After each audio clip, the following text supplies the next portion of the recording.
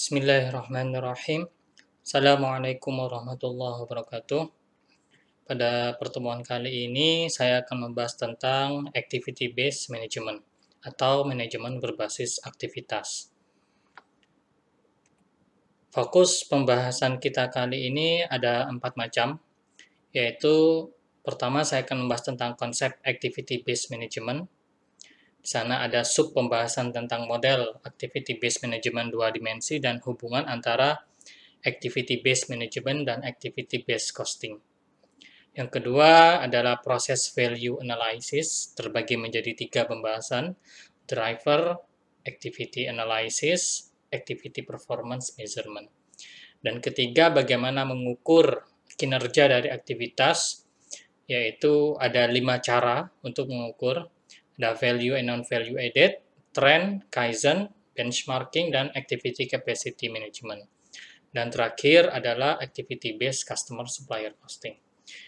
Pembahasan kali ini akan saya bagi menjadi 2 video, biar tidak terlalu panjang.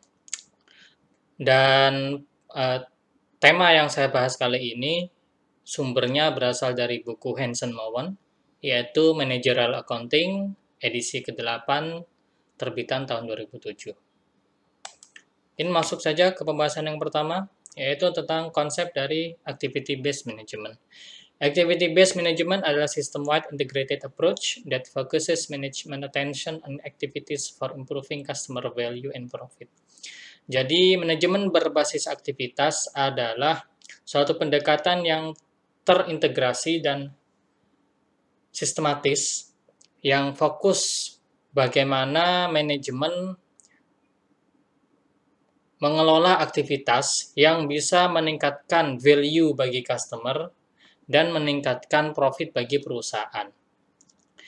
Jadi, salah satu ciri dari activity-based management, dia berupaya melakukan aktivitas, dia berupaya mengevaluasi aktivitas untuk mereduksi biaya produksi dari suatu produk yang dimiliki oleh perusahaan.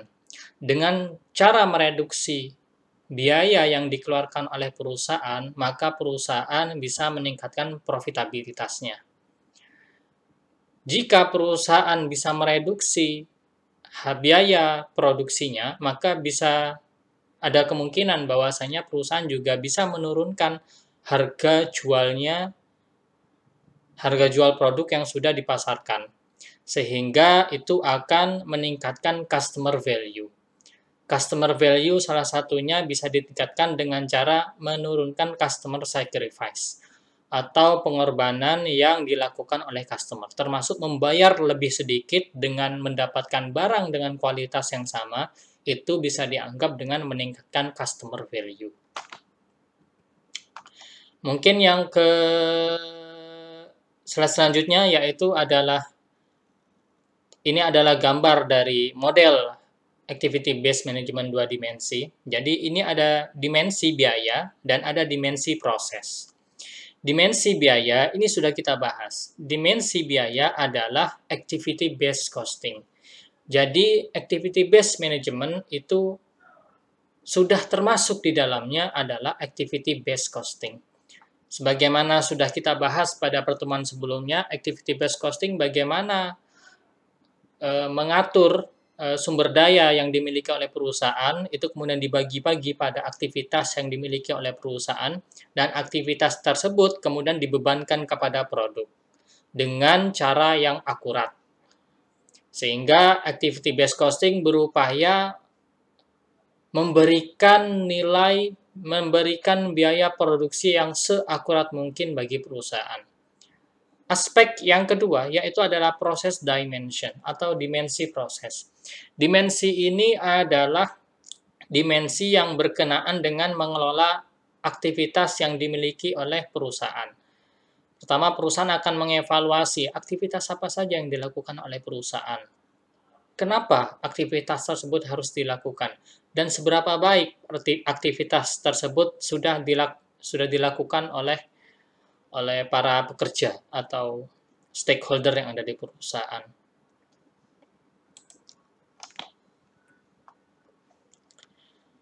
Jadi activity based management model yang pertama dari cost dimension ini sudah saya paparkan tadi, yaitu berkenaan dan activity based costing.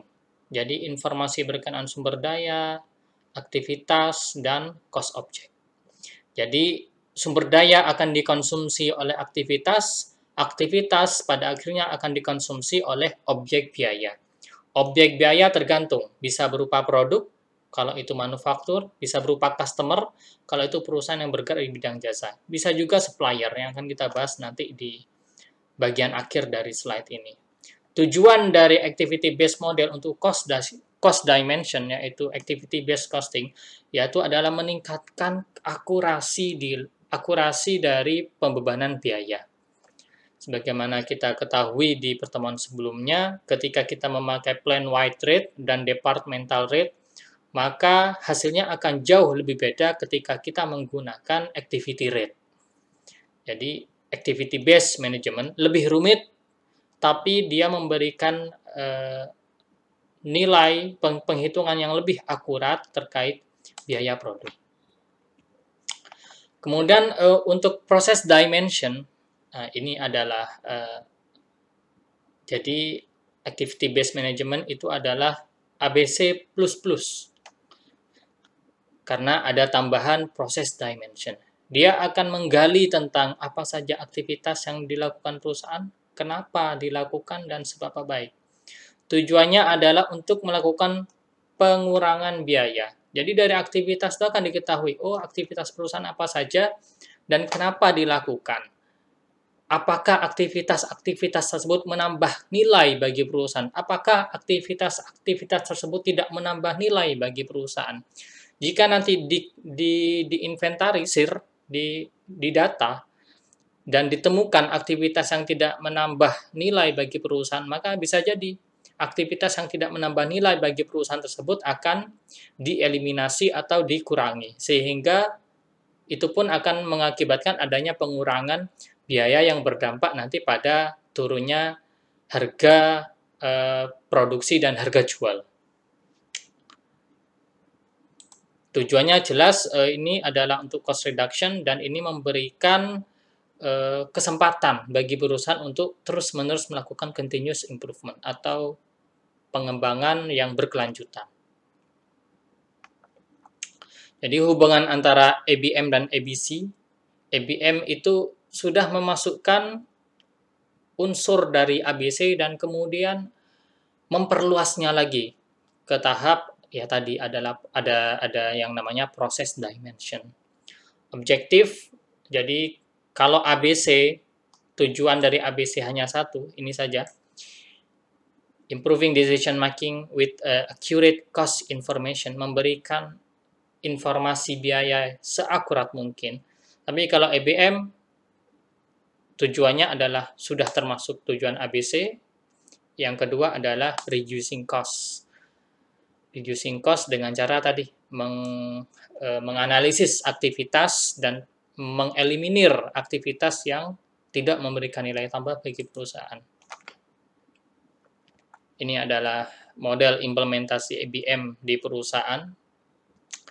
Yang sisi kanan ini adalah ABC, yaitu adalah cost dimension. Yang sisi kiri adalah process dimension, yaitu process value analysis. ABC sudah kita bahas pada pertemuan ke-8, pertemuan sebelumnya.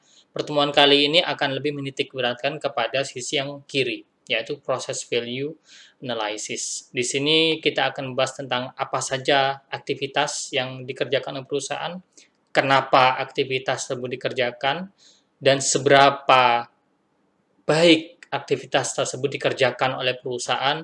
Kemudian dari ketiga itu akan kemudian dicari apakah ada peluang-peluang untuk pengembangan, untuk perbaikan lebih lanjut bagi perusahaan.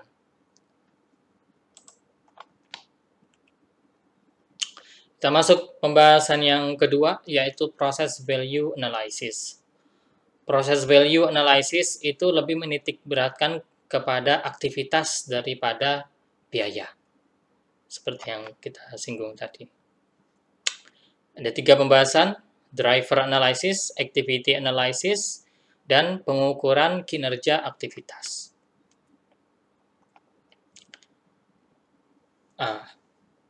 Tapi meskipun di sini, ini kita akan membahas tentang drivernya dulu, yaitu berkaitan dengan root causes.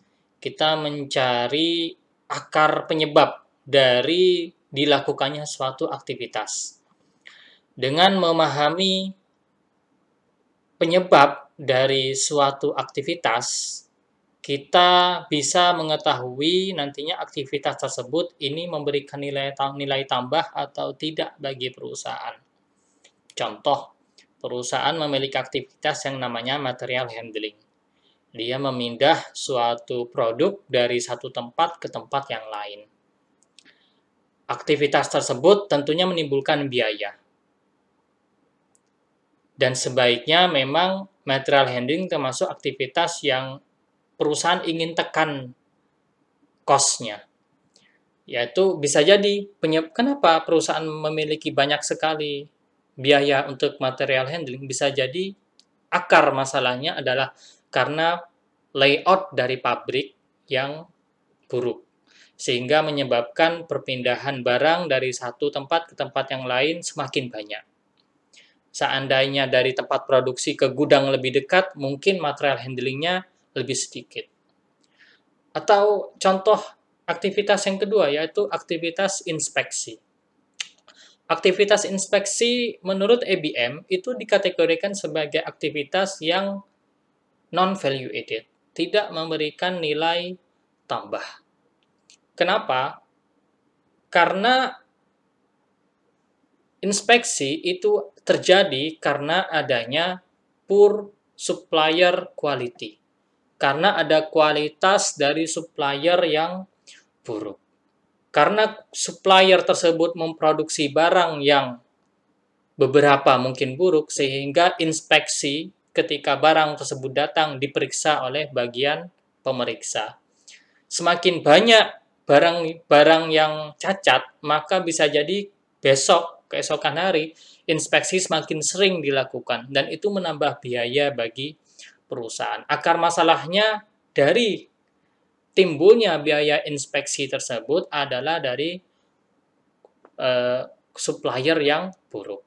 Jadi bisa jadi mungkin ke depannya akan ada evaluasi dalam pemilihan supplier. Sehingga dengan memilih supplier yang lebih baik, diharapkan biaya untuk inspeksi bisa ditekan seminimal mungkin. Kenapa akar penyebab dari masalah menjadi penting? Karena bisa jadi akar penyebab dari satu aktivitas bisa menjadi akar penyebab dari aktivitas yang lain. Contoh inspeksi tadi. Kenapa ada inspeksi? Ya karena tadi ada kualitas barang yang dibuat oleh supplier itu jelek. Sehingga timbul yang namanya inspeksi. Tidak berhenti di situ juga. Ketika kualitasnya jelek, maka ketika dilakukan proses produksi bisa jadi mengalami banyak cacat. Banyak produk yang cacat. Sehingga perlu dilakukan yang namanya rework, pengerjaan kembali. Agar produk tersebut bisa memenuhi standar yang diinginkan oleh perusahaan. Atau kalaupun nanti jadi, bisa diproduksi kemudian dijual di pasaran, dan ternyata barangnya cepat rusak, maka akan muncul lagi aktivitas yang lain, yaitu receiving customer complaint. Perusahaan akan sering mendapatkan keluhan dari para pelanggan, karena bersumber dari bahan baku yang kualitas rendah tadi. Kualitas bahan baku rendah menyebabkan biaya inspeksi tinggi, menyebabkan terjadinya rework, dan menyebabkan terjadinya customer complaint. Jadi satu root causes menyebabkan 3 aktivitas yang tidak memberikan nilai tambah bagi perusahaan. Kemudian yang kedua adalah activity analysis atau analisis aktivitas. Analisis aktivitas ini adalah the heart of process value analysis. Jadi analisis aktivitas ini adalah inti dari process value. Jadi apa itu activity analysis, yaitu proses mengidentifikasi, mendeskripsikan, dan menilai aktivitas yang organisasi atau perusahaan lakukan.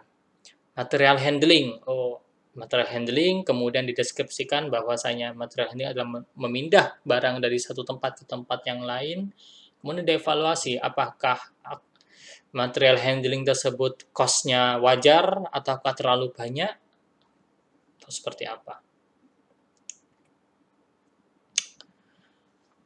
Jadi ada beberapa hal yang dilakukan untuk menganalisis aktivitas. Pertama, what activities are done? Aktivitas apa yang dilakukan?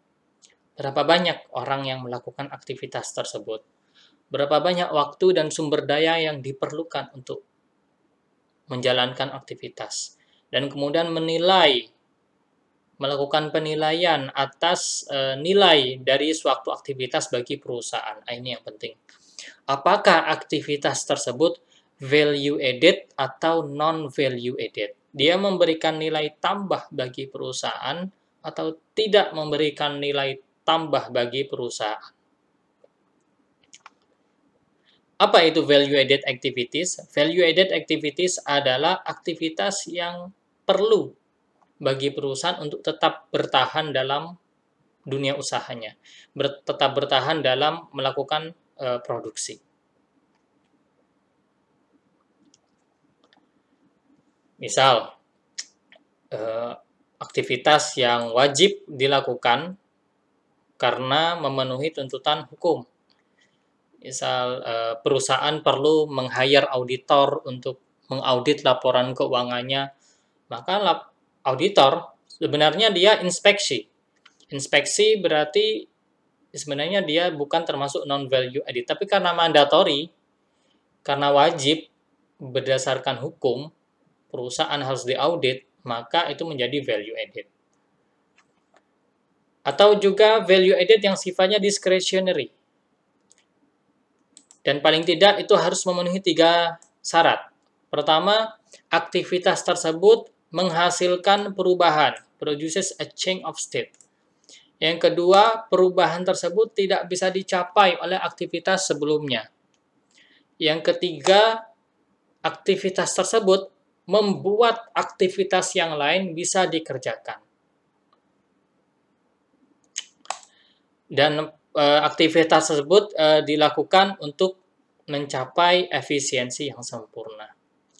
Contoh, kalau misal ini pabrik air minum dalam kemasan, dia melakukan aktivitas melelehkan biji plastik. Melelehkan biji plastik untuk kemudian dibentuk menjadi bakal calon botol atau bakal calon galon. Jadi melelehkan biji plastik itu adalah aktivitas yang memiliki nilai tambah. Karena pertama, dia apakah melakukan perubahan? Iya, dia merubah dari biji plastik menjadi bakal botol atau bakal galon. Apakah tidak bisa dicapai oleh aktivitas sebelumnya? Iya, sebelumnya tidak ada. Yang ketiga, apakah memungkinkan aktivitas yang lain, aktivitas selanjutnya untuk dilakukan? Iya. Kalau dengan adanya melelehkan biji plastik, maka bisa dibuat bakal botol atau bakal galon, kemudian dilakukan blowing, peniupan, sehingga menjadi botol yang ukurannya bisa disesuaikan atau bahkan galon yang besar. Kalau misal contoh nasi goreng berarti menanak nasi itu adalah aktivitas yang memberikan nilai tambah. Karena kalau nasinya belum ditanak, maka tidak bisa digoreng. Jadi value added, jadi memberikan nilai tambah.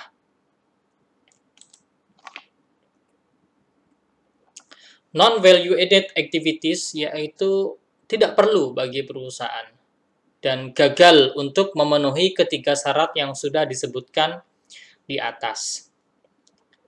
Contohnya adalah inspeksi atau pemeriksaan. Ya, tadi pemeriksaan itu tidak mengubah sesuatu apapun, dia hanya mengecek barang sudah datang apakah barangnya cacat atau tidak.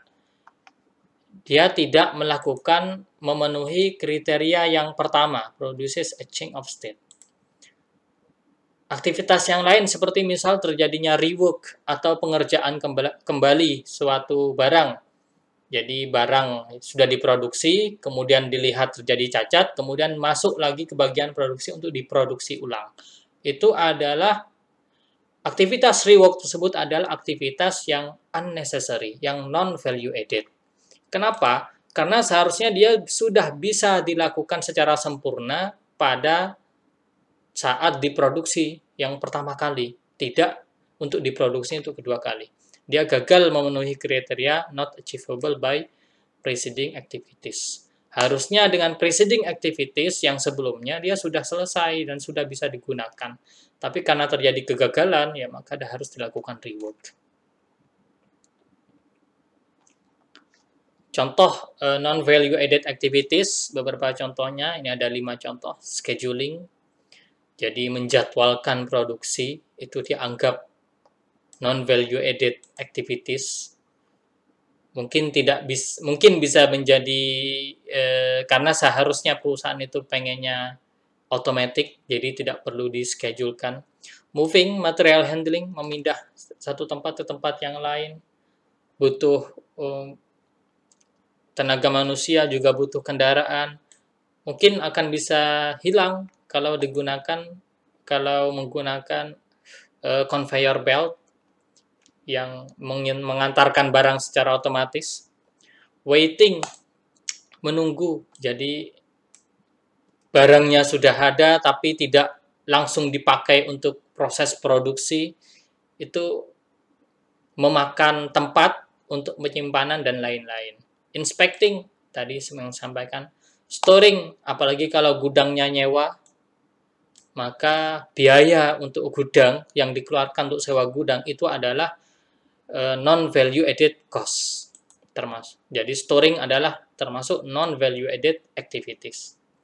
5 hal ini dalam perusahaan modern berupaya untuk ditekan. Makanya nanti muncul yang namanya just-in-time inventory, total quality management, dan lain-lain. Kaizen costing, ini adalah suatu upaya untuk mereduksi biaya dari produksi dan proses yang sudah ada. Ini disebut dengan Kaizen. Ada 4 macam cara mereduksi biaya. Pertama, mengeliminasi aktivitas.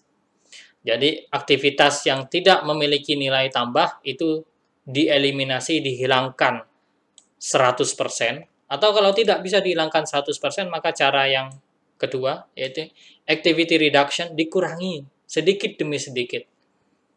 Atau dilakukan lagi namanya activity selection, melakukan redesign dari proses produksi. Proses memproduksi 1000 piring, pecah 50 piring. Mungkin ada yang salah dengan mesinnya, sehingga dilakukan redesigning dari 50 piring yang pecah, sekarang mungkin jadi 10 atau 5. Jadi, activity selection. Activity sharing, bisa jadi memproduksi satu komponen, kemudian digunakan oleh 2 produk. Jadi, tidak perlu tiap-tiap produk memproduksi komponennya sendiri-sendiri.